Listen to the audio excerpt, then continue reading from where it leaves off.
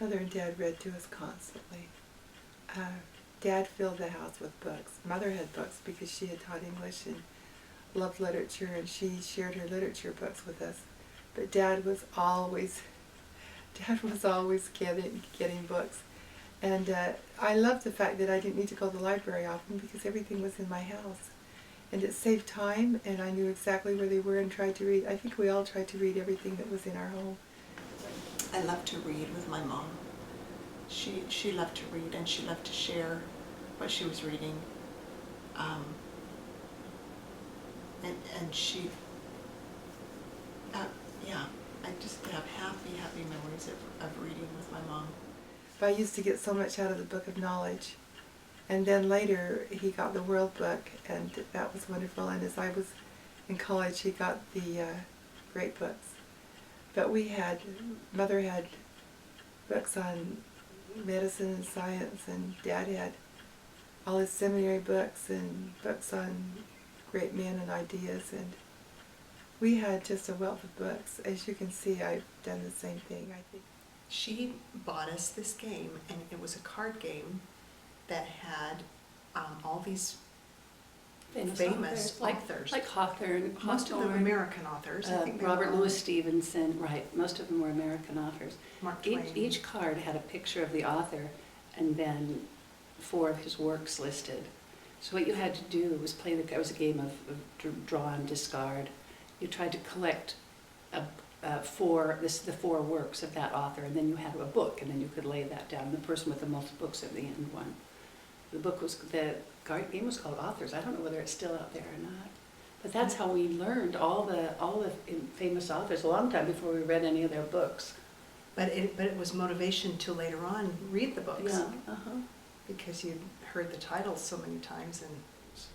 And from my earliest memories, I remember going with my mother and my older sisters to the Carnegie Free Library in Ogden, downtown Ogden. It was between 25th and 26th Streets, I think, on Washington Boulevard. And it was this great big library that held a children's library in the basement. And we got library cards from our earliest days, and we were responsible for keeping those cards and for making sure that we returned the books on time so we didn't pay fines, and reading every book that we checked out. And it was habitual. So I remember from the time I was little learning to love books and love words. And I remember Dr. Seuss books, the very early Dr. Seuss books, Bartholomew Cubbins and the 500 Hats. Every week she took us to the library to get books. Wee Gillis, Bartholomew Cubbins, Bridie of Grand Canyon today remain our good friends.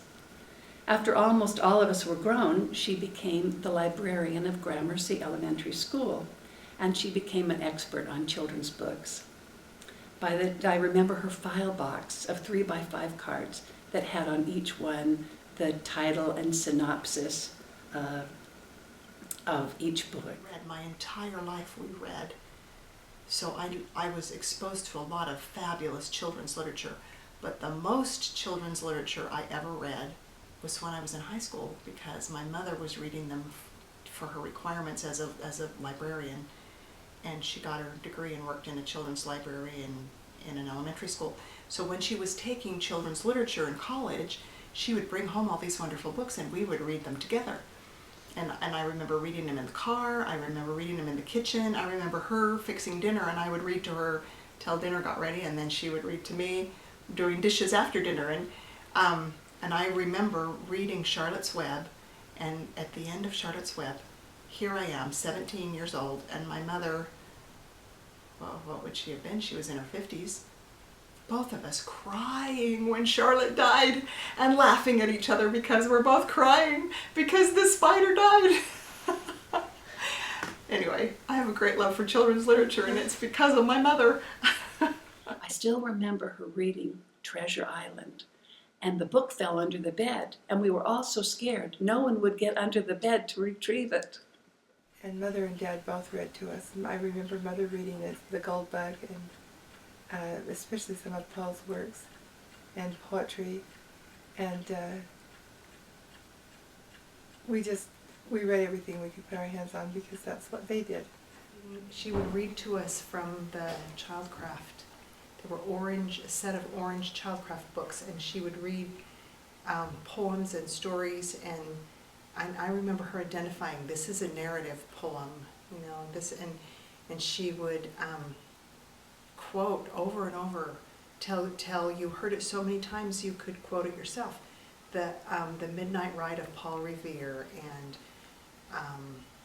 Hiawatha, the childhood of Hiawatha, and The blacksmith, the village The blacksmith village from blacksmith. Brockville, the highwayman, and that was one that all my kids learned because that was one that we would quote all the time.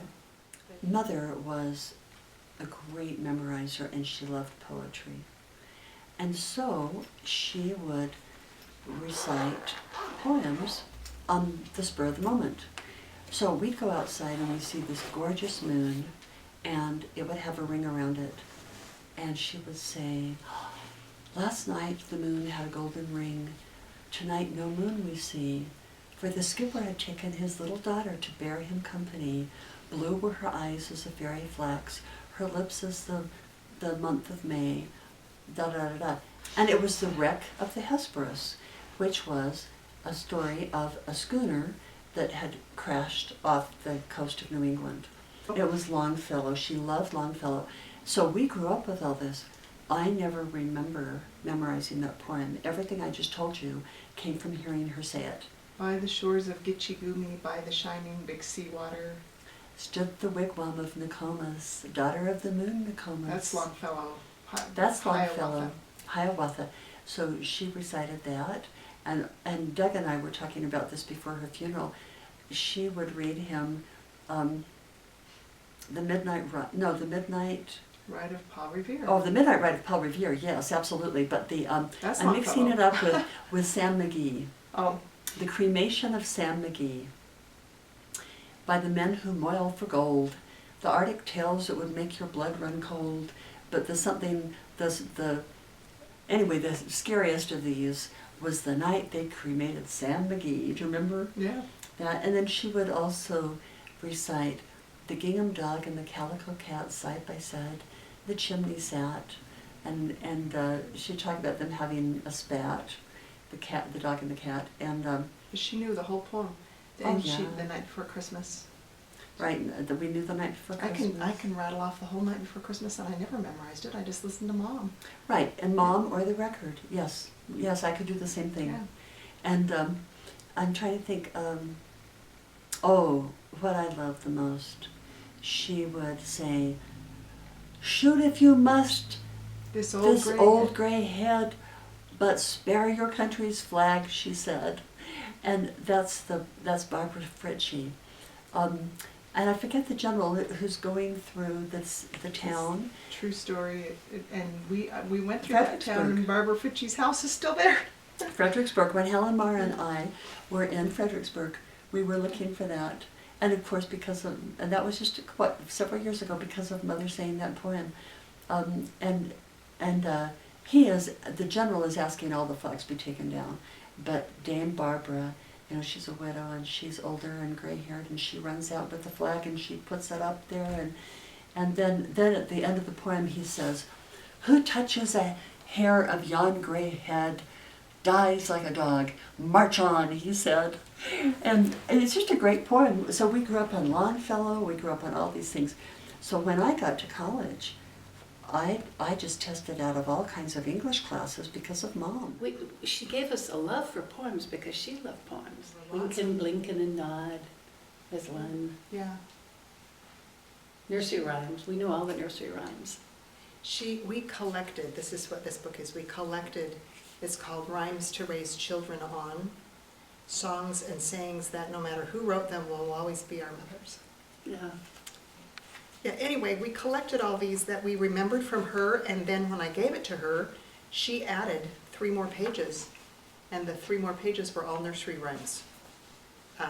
1, 2, buckle my shoe, Dr. Foster went to Gloucester, Ba Ba, black sheep, Peter, Peter, pumpkin eater, old King Cole, Simple Simon, met the pieman going to the fair, Little Boy Blue, Lucy Lockett. Yeah, she could rattle off any nursery rhyme that you ever A birdie with a yellow bill sat upon my windowsill, cocked his saucy head and said, "Ain't you shamed, you sleepyhead?" I remember her saying that. That's Robert Louis Stevenson. Yeah, I never remember our mirror in the bathroom being free of Scotch tape. It always had Scotch taped to the mirror, sticky notes, and that was before sticky notes were actually marketed. They were just little pieces of paper that my mom would stick to the mirror, and we would read it every day. Oh, and they would change periodically. Sometimes the same quote would stay there for months. Sometimes it wouldn't. But she just, whenever she had something she wanted to share, some little tidbit or thought, she would stick it up on the mirror. I do have memories of Mother quoting and writing thoughts and poems. They would be on the mirror, or she would tell them to us. And I guess we got tired of that, which was really sad, because I have not done that so much with my children. I've probably shared scriptures more with my children, and I wish I had done that and carried that on. But when we first were in Michigan and had first moved there, the state president asked us one night in a Saturday night conference to write down things our parents had taught us, and I quickly wrote about 4 pages of the things that Mother and Dad had said to us, and most of them were those quotes and stories, and then he looked through them and had 2 of us come up and speak, and I was one that was asked, and I wished I had turned around and said, "May I keep a copy of that?" Because I couldn't do it now, but I had that many things in my memory from what had been given to us daily as reminders and little thoughts, or particularly in the bathroom, on the mirror, in the door, just things to remind us of what we ought to be doing. It was great. She had pithy little sayings that she would quote, and not only quote, she would write them on little slips of paper and put them on the bathroom mirror. Like, honesty is the best policy. And you read them over and over when you brushed your teeth every morning. Yeah, this is, she said this over and over. Vice is a monster of so frightful a mien, as to be hated is needs but to be seen, yet seen too oft, familiar with her face, we first endure, then pity, then embrace. She would quote that all the time. But those are the kinds of things She'd quote from Shakespeare, things from Shakespeare, and she quoted, "A job worth doing is worth doing well." Stick to a job till it sticks to you. One thing I've quoted from her a lot that she used to quote us, she'd say, "You can fall in love with any darn fool." In other words, use your head as well as your heart Yeah. when you're falling in love. Yeah. I remember her quoting that little ditty that says, "Stick to a job till it sticks to you."